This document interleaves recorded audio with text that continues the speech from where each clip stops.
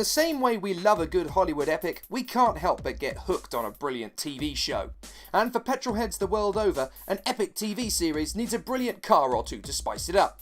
And the ones we remember best are the ones that are almost as iconic as the shows themselves.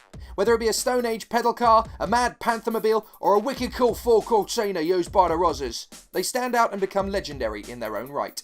And we love them so much that we'll even fall in love with atrocious, awful, and obscenely bad cars, so long as they're on telly. So here's my list of the top 10 TV cars of all time, starting with those that just fell short. No Brit will ever deny the coolness of the Audi Quattro in Ashes to Ashes, and no American will forget the Coyote X that made its way into Hardcastle and McCormick.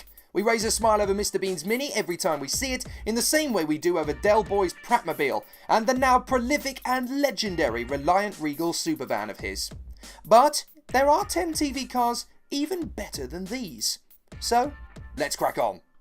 Jerry Anderson's Thunderbirds created a legendary Rolls Royce that's recognised the world over, and even through the brand's regenerations to the big screen and the CGI world, Fab 1 is still easily the coolest road-going vehicle science fiction has ever created, even ahead of the cars of sister brands Captain Scarlet and Joe 90, and I still love it.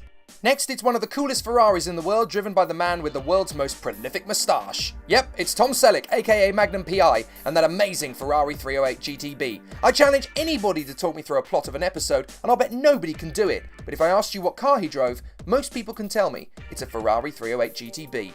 That, my friends, is impressive. When Batman first appeared on our screens, it was Adam West and cries of "Holy birthday cake!" from Robin. But the car has stood the test of time, and comic book fans still adore the original Batmobile, based on the Ford Lincoln Futura concept car, designed in the 1950s, and it still turns heads 5 decades after it first appeared on TV. What a beauty! Right, take a Ferrari, paint it white, and put it on the streets of Miami. The Testarossa in Miami Vice is so cool, it doesn't even have to try. Just to catch a glimpse of it will transport you to the streets of downtown Miami with crime lords, kingpins, and the music of Jan Hammer. Be honest, we've all wanted to be Crockett and Tubbs, especially with that car to run around in. Whew.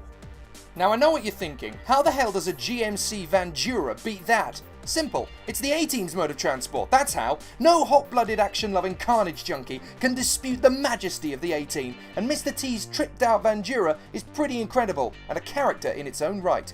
And I pity the fool who disagrees. Sorry, that was uncalled for. Some actors were just born to be cool, and for me, James Garner was the vice president below Steve McQueen. His role as Jim Rockford was amazing, and for me, better than any other US detective on the scene. And his trusty Pontiac Firebird Espirit went everywhere he went, and got him out of quite a few tight spots over the years. And there's only one Pontiac better for me, but that's for later. Just outside the top 3, it's General Lee, the bouncing, bucking bronco of a car owned by Bo and Luke Duke. I'm afraid I was never really a fan of it, but I do understand why people loved it so much. Again, the car is almost more famous than the TV show itself. I couldn't tell you who was in it, but I know this car was. See what I mean? Plus, it's a huge laugh. But it's beaten by its slightly more believable counterpart, the Ford Torino from Starsky Hutch. This car and General Lee almost go together like peas and carrots. They seem to be bolted together in people's minds. But I prefer the Torino, and this car, together with the rest of the show's ingredients, make the perfect 70s US TV cop show recipe. From David Soul to Huggy Bear. My runner-up is the third Winchester brother from Supernatural. There, I said it. Dean Winchester loves his Chevy Impala almost as much as his dad and his brother Sam. And it's that love and adoration that warm the hearts of many thousands of fans worldwide, because the love is pure, genuine, and down to the very soul. And I can think of only one car in the history of television better. Yep, it's KITT, a Pontiac Trans Am that everybody knows and everybody can impersonate.